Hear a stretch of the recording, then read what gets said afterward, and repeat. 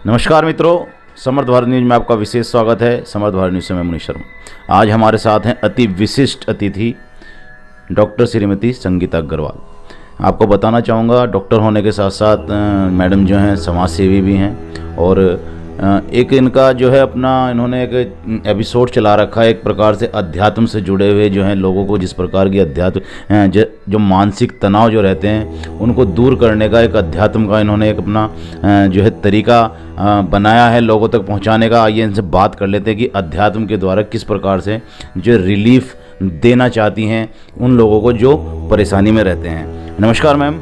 नमस्ते मैम, सर्वप्रथम तो स्वागत है आपका समर्थ भारत न्यूज में। Thank you. आपसे पूछना चाहूँगा कि एक आपने एक अपने तरीके से एक कंसेप्ट चलाया है कि अध्यात्म के थ्रू जो है आप लोगों तक पहुंचना चाह रही हैं कि अध्यात्म जिस प्रकार से लोग कुछ परेशान, आज का माहौल ही ऐसा है कि भाई लोग अब तनाव में भी रहते हैं और परेशानी में भी रहते हैं, उस तनाव को उस परेशानी को दूर करने का आपने अपना ही तरीका अध्यात्म का चुना है। थोड़ा सा इस पर प्रकाश डालिए कि क्या है ये, किस प्रकार जो है स्वस्थ किया जा सकता है लोग।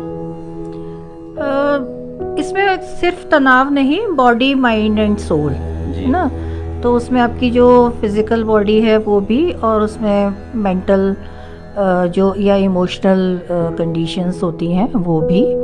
और ये तो एक आम आदमी के लिए है, लेकिन अगर कुछ अध्यात्म के हायर स्टेट में जाना चाहता है, हायर वाइब्रेशंस पे जाना चाहता है, तो उनके लिए भी है। तो इस ऑर्गेनाइजेशन का नाम है शंबाला, और इसमें हम अभी जैसे कि सोशल मीडिया पे शायद आप देख रहे होंगे, तो इसमें जो मेरा एम्फेसिस है वो ये है कि आध्यात्मिक होने के लिए, जैसे कि दूध में मलाई और मक्खन सब दूध में ही है जी, तो आपको संसार में रहते हुए ही आप अच्छी बातें ग्रहण करिए। आपको ज़रूरी नहीं है अमीर बनने के लिए बेईमानी करनी है, चोरी डकैती करनी है, दूसरे का हक मारना है, क्योंकि ये जो यूनिवर्स है ये विशाल है, अनंत है। बस आपको टैप करना आना चाहिए। आप उसमें से टैप करिए, आपके हिस्से का आपको मिलेगा उसमें से। तो जो मेरा एम्फेसिस है वो ये है कि संसार में रहते हुए ही अध्यात्म की ओर अग्रसर होना। आपको हिमालय पे जाके बैठने की कोई ज़रूरत नहीं है, या आपको नॉर्मल अपना वर्क छोड़ने की कोई ज़रूरत नहीं है, या परिवार छोड़ने की कोई ज़रूरत नहीं है, या जो आप खाना पीना या और भी आप काम कर रहे हैं वो सब छोड़ने की कोई ज़रूरत नहीं है। सिर्फ आप 1 घंटा सुबह दीजिए, 1 घंटा शाम को दीजिए अपने आप को। मैं ये नहीं बोलूँगी कि भगवान को दो या किसी को दो, सिर्फ अपने आप को ही दो। आपका कहने का मतलब ये है कि सांसारिक जीवन को जीते हुए भी हम अध्यात्म को पा सकते हैं। बिल्कुल बिल्कुल 100%। आपको सिर्फ अपने अंदर उतरने की कला आनी चाहिए, और वही कला मैं सिखा रही हूँ। मान लीजिए मैम, जिस प्रकार से आप बता रही है कि ठीक है 1 घंटा हम सुबह दें, 1 घंटा शाम को दें और उस अध्यात्म की ओर अग्रसर हों, तो अध्यात्म में जाने से क्या क्या फ़ायदे होते हैं, ये थोड़ा सा जानकारी दें। 1 घंटे का पहले बता दूँ कि मैं क्यों 1 घंटे का कंसेप्ट रखा है। वो इसलिए कि जब आप सुबह सोकर उठ रहे हैं तो आप अपने काम के लिए निकलेंगे, है ना, तो अब उसमें जब अपने अंदर उतरेंगे, अपने भगवान से प्रे करेंगे, है ना, तो आप अपने दिन भर के लिए प्रे करिए, अपने साथियों के लिए प्रे करिए कि सबका भला हो। तो आप अपना जो सांसारिक कार्य है उसको आप बहुत अच्छे से कर पाएंगे, और देखेंगे कि जहाँ जहाँ कार्यों में रुकावट आती है वो भी खुलने लग जाएंगे। फिर सारे काम निपटा के जब आप रात को बिल्कुल फाइनली सोने के लिए जा रहे हैं, फिर आप भगवान को याद करिए, है ना, कि उसको धन्यवाद दीजिए कि आज मेरा दिन भर बहुत अच्छा गया, और कल के लिए और एक उम्मीद के साथ कि और बेहतर होगा।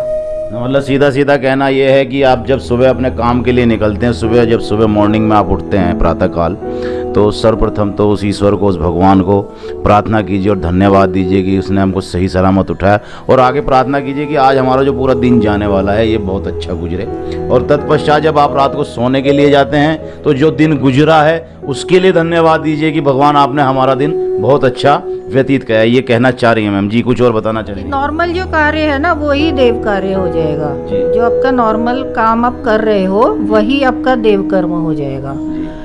और एक और है कि जब आप सोने तुरंत उठते हैं सोने के बाद, तो उसमें कुछ अफर्मेशंस भी मैं बताती हूँ। उसका रीज़न ये है कि जब हम सोकर उठते हैं तो हमारी जो अल्फ़ा वेव्स होती हैं, है ना, वो हम अल्फ़ा वेव पर होते हैं, अल्फ़ा वेव पे वाइब्रेट कर रहे होते हैं। उस समय हम जो भी कुछ सोचेंगे, मतलब उस समय आप स्पेशली पॉजिटिव सोचिए, तो उस समय आप जो भी कुछ एफर्म करेंगे, like I am happy, I am healthy, I am peaceful, कुछ भी जनरल सा बता रही हूँ, आपका कुछ स्पेसिफिक होगा ऐड कर सकते हैं। तो अल्फ़ा वेव में जब आप ये सब सोचेंगे उसी तुरंत फलीभूत होगा। रात में जब आप सो रहे होते हैं, बिल्कुल जब नींद आ रही होती है, तब भी आप कॉन्शियसनेस के उसी लेवल पर होते हैं, चेतना के उसी स्तर पर होते हैं, अल्फ़ा वेव में होते हैं, और वो सीधा आपके सबकॉन्शियस में जाता है, क्योंकि जो हम कॉन्शियसली कर रहे हैं वो एक्चुअली सबकॉन्शियस से गाइड हो रहा है, आपके अवचेतन मन से ही चेतन मन चल रहा है। हम ऐसा सोच रहे हैं हमारे डिसीजंस हैं, लेकिन वो हमारे सबकॉन्शियस से, हमारे अवचेतन से आ रहे हैं। तो हम क्यों ना अपने अवचेतन को स्ट्रॉन्ग करें। देखिए भाई, सीधी सी भाषा में अगर मैं बताना चाहूँ, मैम ने तो अपने तरीके से बता दिया, लेकिन अगर सीधी भाषा में मैं बताना चाहूँ जिस समय हम लोग सो कर उठते हैं, अर्ध निंद्रा में रहते हैं, ऊँघते हुए, उस समय अगर हम जितना पॉजिटिव सोचेंगे अपने लिए कि भाई आज हमें ये टारगेट पूरा करना है, या ये काम आपका कुछ भी विशेष हो, अगर आप उसको उस समय लेके चलेंगे माइंड में, तो जो बोलना है मैम का कि 100% वो सही होने वाला है। और ऐसा ही तब जिस समय आप रात को सोने जा रहे हो, निंद्रा आपको घेर रही हो, निंद्रा की पकड़ में आप हो, उस समय भी ये सब चीज़ें अगर आप सोच कर सोते हैं तो आपके लिए पॉजिटिव ही होने वाला है। ये सब अध्यात्म का मामला है, अध्यात्म से जुड़ा हुआ है। एक सवाल और ले लेता हूँ मैम से। मैम, जिस प्रकार से आप बता रही हैं कि अध्यात्म के थ्रू हम लोग, अभी आपने बताया कि भाई जिस प्रकार से दूध होता है तो मलाई और उसमें मक्खन और दही वगैरह सब एक ही जगह, तो क्या ये जो अध्यात्म है इसका जो है हमें अपने आप को मथना है एक तरीके से कि भाई मलाई अलग करनी है, दही अलग करनी है, दूध अलग, तो मथना है इसको अध्यात्म के थ्रू अपने आप को इंस्ट्रूमेंट बनाना है। अब ये माइक है, ये कैसे ऑपरेट कर रहा है, ये जो बल्ब जल रहे हैं, यहाँ पर लाइट है, ये लाइट कहीं एक सोर्स से आ रही है, सिर्फ एक सोर्स से आ रही है, और आपने यहाँ पे एक इंस्ट्रूमेंट बल्ब लगा दिया और आने लगी, है ना। तो जो एनर्जी है वो इलेक्ट्रिकल एनर्जी में भी कन्वर्ट हो रही है, वो लाइट एनर्जी में भी कन्वर्ट हो रही है, इसके थ्रू साउंड एनर्जी में कन्वर्ट हो रही है ना। लेकिन पावर तो एक ही है और वो उसको डिफरेंट तरीके से मैनिफेस्ट हो रही है। तो हमें वही इंस्ट्रूमेंट बनाना है अपने आप को, कि हम जो यूनिवर्स की ग्रेस है, यूनिवर्स की कृपा है, उसको हम टैप कर सकें।